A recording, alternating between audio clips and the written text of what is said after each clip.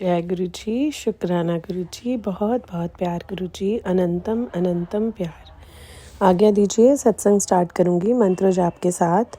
ओम नमः शिवाय, शिव जी सदा सहाय। ओम नमः शिवाय, गुरु जी सदा सहाय। ओम नमः शिवाय, शिव जी सदा सहाय। ओम नमः शिवाय, गुरु जी सदा सहाय। जय गुरु जी, शुक्राना गुरु जी, इतना प्यार करने के लिए, इतनी केयर करने के लिए शुक्राना गुरु जी। संगत जी, गुरु जी ना हमारी हर छोटी से छोटी चीज़ और हर छोटी से छोटी नेगेटिविटी को हमसे दूर कर देते हैं। तो मेरे पास भी इसी तरह से बहुत बारी सत्संग आया, जो कि मैंने पहले भी एक बारी बताया था, और उस सत्संग से काफ़ी सारी संगत जी को अपने ही आंसर्स मिले। आज भी गुरु जी ने वैसे ही बताया, क्योंकि बहुत टाइम से गुरु जी मुझे सुनवा रहे थे काफ़ी अलग अलग संगत जी से कि तेरे अलमारी में एक ऐसी चीज़ है जो तुझको निकालनी है। तो मैं ना पूरा सत्संग सुनने लग गई। तो कभी सत्संग में गुरुजी ने मुझे हमेशा बताया, मतलब लाइक कि ब्लैक कलर का बैग है, उसके अंदर कुछ भी, किसी सत्संग में उन्होंने सुनवाया कि उसके अंदर कोई लाइक कि उसने जादू टोने करके चीज़ कोई रख देते हैं, जैसे वो रखी है।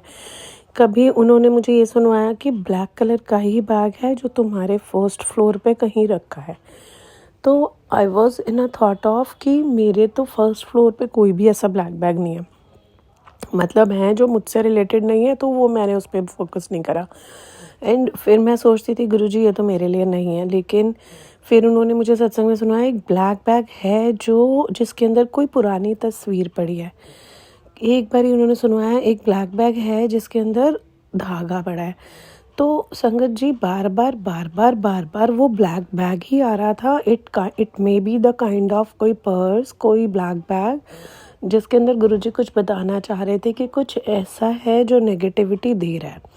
तो मैंने बहुत बारी अलमीरा देखी एंड मैंने बोला गुरुजी नहीं हो रहा, मुझे सच में समझ नहीं आ रहा, अब आप खुद ही खंडित कर दो। फिर गुरुजी ने मुझे फिर से बोला, जब तू अपने उस ब्लैक पर्स में से या ब्लैक बैग में से वो चीज़ निकालेगी तभी मैं तेरे घर में आऊँगा और सत्संग होगा। तो मैंने गुरुजी से हाथ जोड़ के अरदास करी, गुरुजी आप आ जाओ प्लीज़। तो हमारे घर में सत्संग हो भी गया, और उसके बाद भी मैं वो सत्संग मुझे कितनी बारी रिपीट हुआ। तो मैंने बोला कि नहीं होगा गुरुजी, मुझसे नहीं होगा। और संगत जी सच में ये आज की बात है, और मुझे ये सत्संग गुरुजी कम से कम 2.5 से 3 महीने हो गए बीच बीच में सुनवा देते हैं। तो आज बैठे बैठे क्या हुआ कि जैसे ना मेरा ना अपना ही देखो कितने तरीके से गुरुजी हमारे को बताते हैं। फिर हम टीट है, मैं तो हूँ ही, जैसे मैं तो बहुत आलस, क्योंकि मेरे पास टाइम भी नहीं होता इन सब चीज़ों का, तो मैं फिर गुरुजी से अरदास करती हूँ। एंड वो कैसे समझाते हैं, तो उन्होंने ना मुझे मेरा अपना ही जो पर्स, बड़े पर्स में छोटा पर्स रखते हैं जिसमें हम अपने कार्ड्स या कुछ पैसे रखते हैं, वो ख़राब कर दिया। तो मेरे मन में ये थॉट आना शुरू हुआ कि मुझे ना कुछ नया पर्स टाइप रखना है, लेना है, जो कि मेरा ये वाला पर्स ख़राब हो रहा है तो मुझे लेना है। ये थॉट मेरे माइंड में 1 महीना पहले आया। और क्या हुआ कि जब मैंने ऐसे मार्केट में विज़िट करना शुरू करा कि मुझे लेना है, और जब मैं बिल्कुल अपना माइंड सेट रेडी कर चुकी थी कि मुझे लेना है, जैसे हम पहले तो एक बार सोचते हैं और आई गई बात हो जाती है।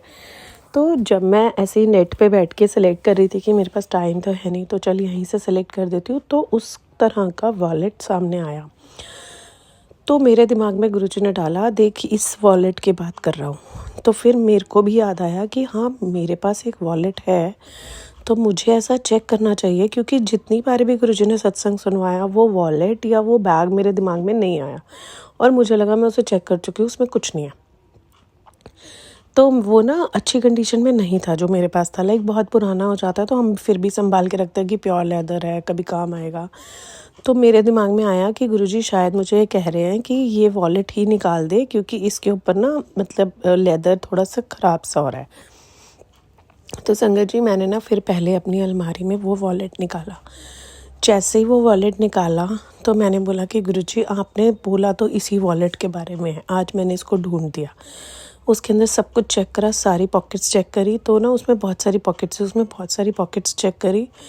तो उसमें ना वैष्णो देवी के जो हमारे को कुछ कॉइन्स मिलते हैं, जिसमें जो हम संभाल के रख लेते हैं, तो उस पे भी कलर किसी किसी का उतर गया था।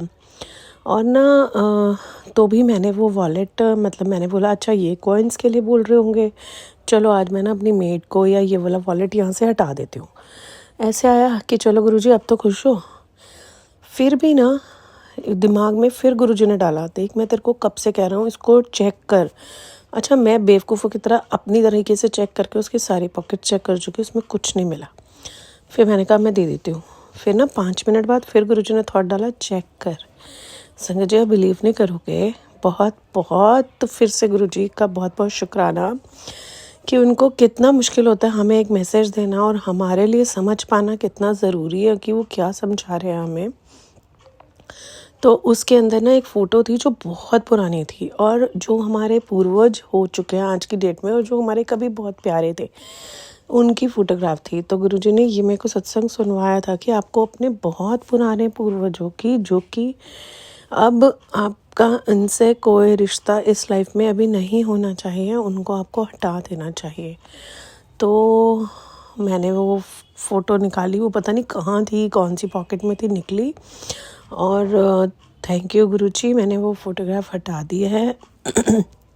आपका बहुत बहुत शुक्राना गुरुजी, बहुत बहुत शुक्राना। आपको इतनी मुश्किलों से हमें समझाना पड़ता है और हमारी छोटी बुद्धि के कारण हमें कुछ भी समझ नहीं आता, उसके लिए बहुत बहुत शुक्राना गुरुजी। और जितने भी संगत जी ये सुन रहे हैं, जिनको ये मैसेज जा रहा है, संगत जी ये सत्संग ऐसे ही नहीं आता किसी के पास, इसमें ज़रूर कोई ना कोई मैसेज होता है।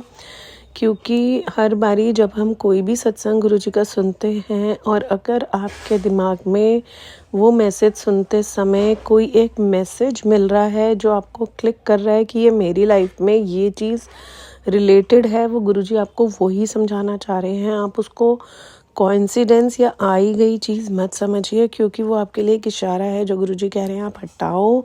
क्योंकि सच में गुरुजी सारी वो चीज़ें हमसे दूर करते हैं जो हमारे पास आज की डेट में नहीं होनी चाहिए। वो मोली धागा और बहुत पुरानी कोई चुन्नी जो हमारे घर में बदली नहीं है, माता रानी के ऊपर है, तो बहुत सारी चीज़ें गुरुजी बदलवा देते हैं और वो हटवाते हैं, क्योंकि हमारे को याद नहीं रहता और हमारे गुरुजी को साफ़ सफाई बहुत पसंद है और वो हमारे को किसी वहमों में नहीं डालते कि ये तेरे को इस शनि मंदिर से मिला या तेरे को इस भगवान जी से मिला। तो इन सब की ज़रूरत नहीं है और गुरुजी बिल्कुल साफ़ सफाई कराते हैं। इसलिए शुक्राना महाराज का बहुत सारी अच्छी गाइडलाइंस देने का। और गुरुजी मुझसे कुछ इस मैसेज को कन्वे करने से कुछ भी भूल चूक हुई हो या किसी की तरफ कोई भी ऐसा मैसेज गया हो जो नहीं बोलना, उसके लिए माफ़ कीजिएगा। शुक्राना गुरुजी, बहुत बहुत शुक्राना ये सेवा देने के लिए।